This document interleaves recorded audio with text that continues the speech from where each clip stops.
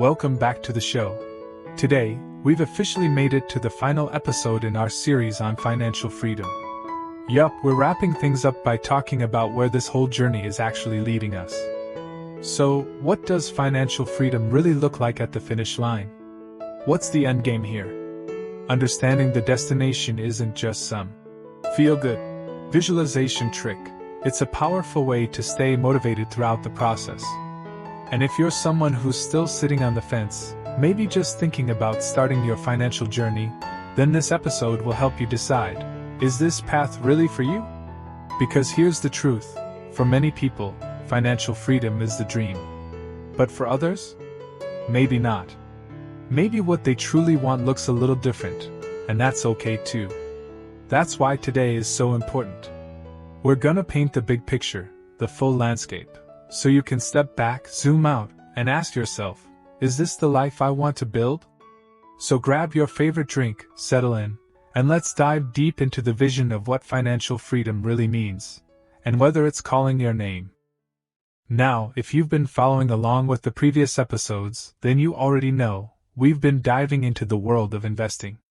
And the whole idea has been this: how do we get our money to start working for us, instead of the other way around? We talked about something called the compound effect. Think of it like a snowball rolling down a hill. At first, it's just a tiny ball of snow, nothing impressive. But as it rolls, it starts picking up more snow, and before you know it, it's a giant snowball barreling forward with momentum you can't stop. That's how investing works. In the beginning, you might start with just a small amount of capital. But if you make smart investment choices, and you're consistent over time, your money starts generating more money. And then that new money gets added to your original investment, making the whole pie even bigger. With more capital, you start earning bigger returns. And with bigger returns, the cycle just accelerates.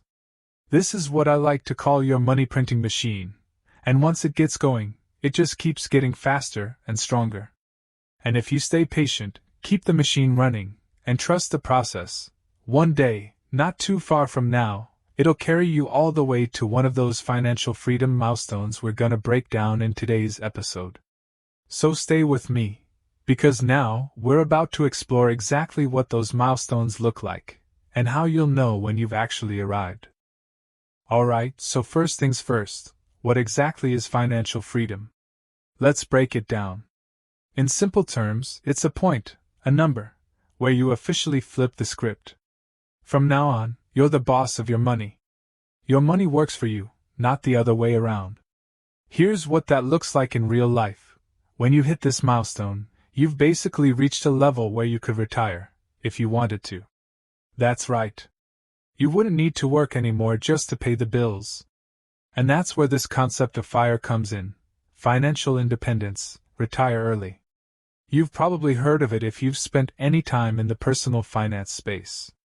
The idea is, instead of waiting until 60 or 65 to retire like most people, you could call it quits in your 30s or 40s, or even sooner. Now, let me be clear.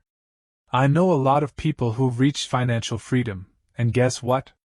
Almost none of them actually retire in the traditional sense. Why? Because once money is no longer the reason you have to work, you get to choose to work on what you love.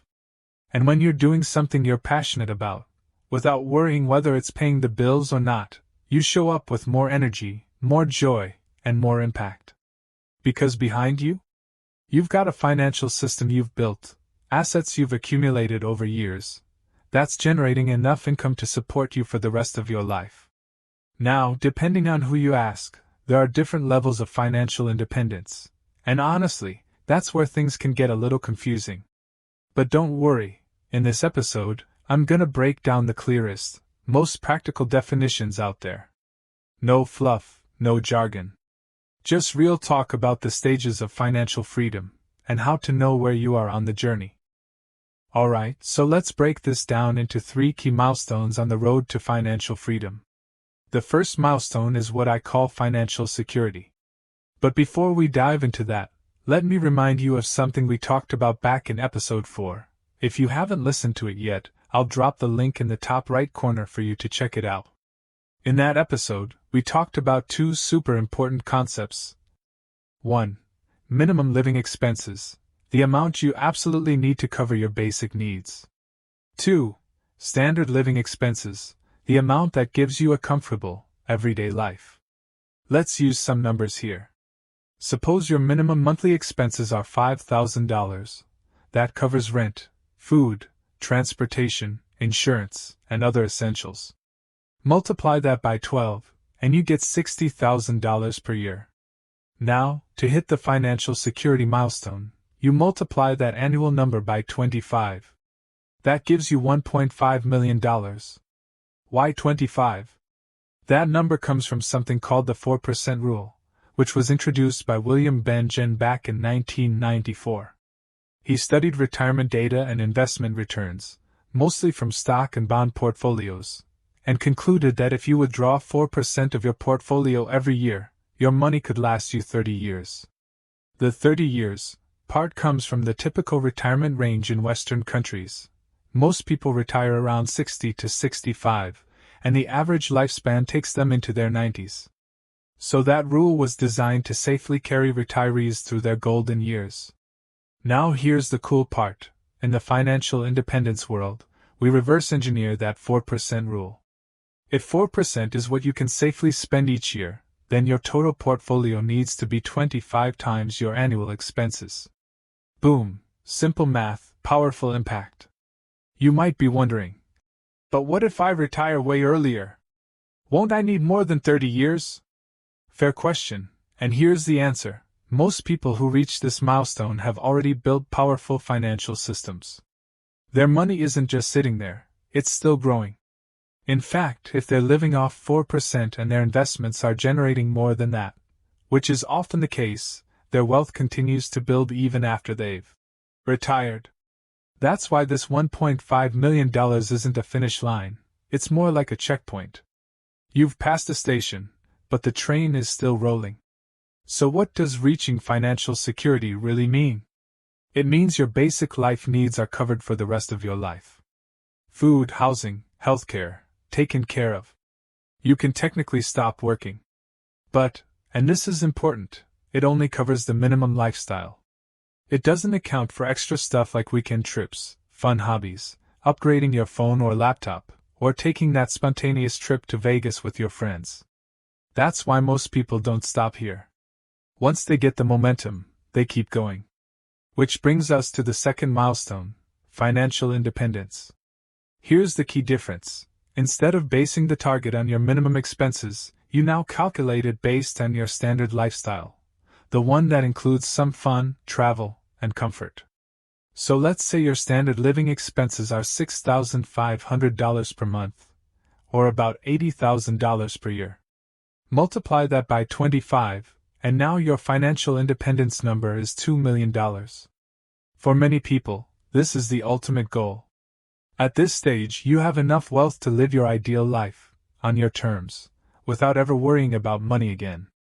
You're free to go wherever you want, do whatever you want, and truly live life as a choice, not an obligation. It's like life turns into one big adventure.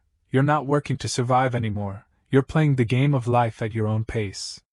And while money isn't everything, it definitely impacts everything. So when money stress is gone, the doors to a whole new life open up. And that, my friends, is the sweet fruit of long-term consistency, discipline, and vision. Now, there's still one final milestone we haven't talked about yet, and that's what I call true financial freedom. So what is financial freedom? And why do so many people confuse it with financial independence? To be honest, I was confused too. At the beginning, even I used to mix up the two terms. But over time, I started to notice a very clear difference between them. Here's how I see it. Financial independence is a specific number, a milestone you can calculate and hit. But financial freedom is more of a mindset, a mental and emotional state. It's the moment when you've completely broken free from the influence of money in your life. It's not just that your bills are covered. It's that money no longer dictates your decisions, your energy, or your peace of mind. You're free, not just on paper, but in your soul. You might remember in episode 11, I brought up the concept of escape velocity, a term from physics. It's like this. When you throw a rock into the air, no matter how hard you throw it, gravity pulls it back down.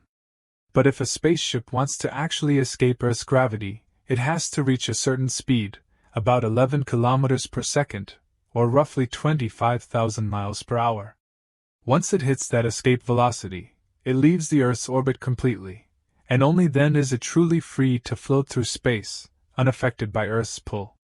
That's exactly how financial freedom feels. Once you reach it, you're no longer pulled back by money worries.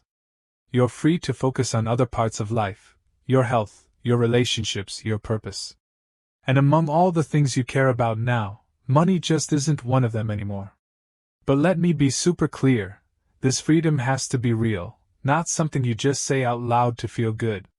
You know how some people say, "Oh, money doesn't matter to me." Or asterisk, "I'm not doing this for the money." Yeah, a lot of that is just talk. When push comes to shove, those people are still deeply influenced by money. In my opinion, only a few groups of people can truly say money no longer affects them. First group? Billionaires, like Bill Gates. His daily concerns are about global health, education, and solving world problems. He's not waking up wondering how to pay next month's rent.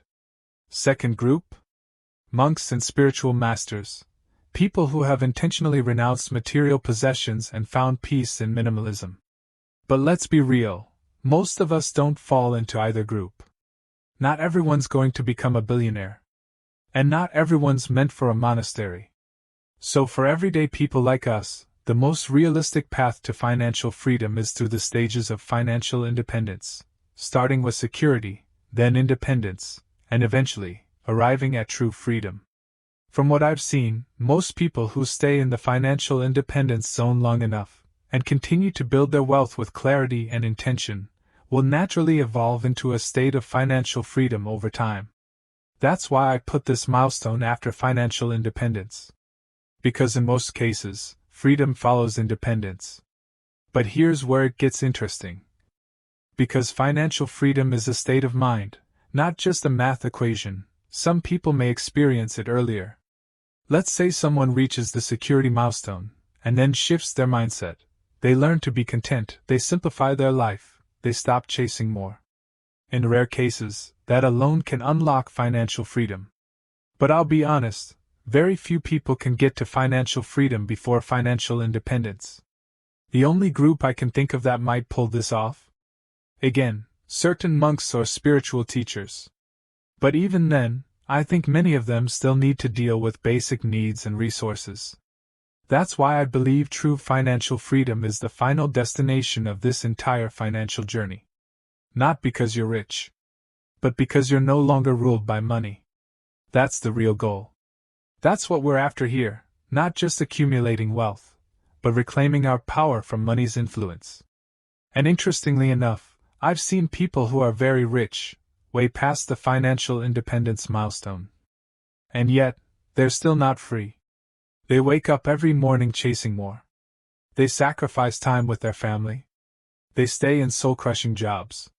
They're still serving money. And in that case, they're not the masters of money, they're its employees. And that's not the destination we're aiming for. The real goal of this entire journey isn't just to collect money or hit some arbitrary number in your bank account. No, the ultimate destination is true financial freedom, the state we just talked about. And once you reach that point, something shifts. You begin to think bigger. You start climbing the top levels of Maslow's hierarchy of needs, the ones about meaning, legacy, and impact. It's no longer about survival, or comfort, or even personal success. Now, it becomes about how you can make the world better than you found it. There's this beautiful quote in English. Leave the world a little better than you found it. That's the energy you start to live in once you reach this level. You begin to ask questions like, how can I contribute? What's the legacy I want to leave? How do I embed myself into something meaningful, something bigger than me? Now I know. To some people, this may sound idealistic. Maybe even a little cliché. Like, Okay, buddy, saving the world? Really? But trust me, after years of observing people who've truly made it, people who've already bought the cars, taken the vacations, upgraded everything in their lives, this is exactly where they go next. Once the personal boxes are checked, they almost always begin thinking about impact. They fund schools. They launch nonprofits. They mentor younger generations. They create art, build community, start movements. Why? Because when you're no longer trapped by money, you finally have the space to think about your place in the bigger picture.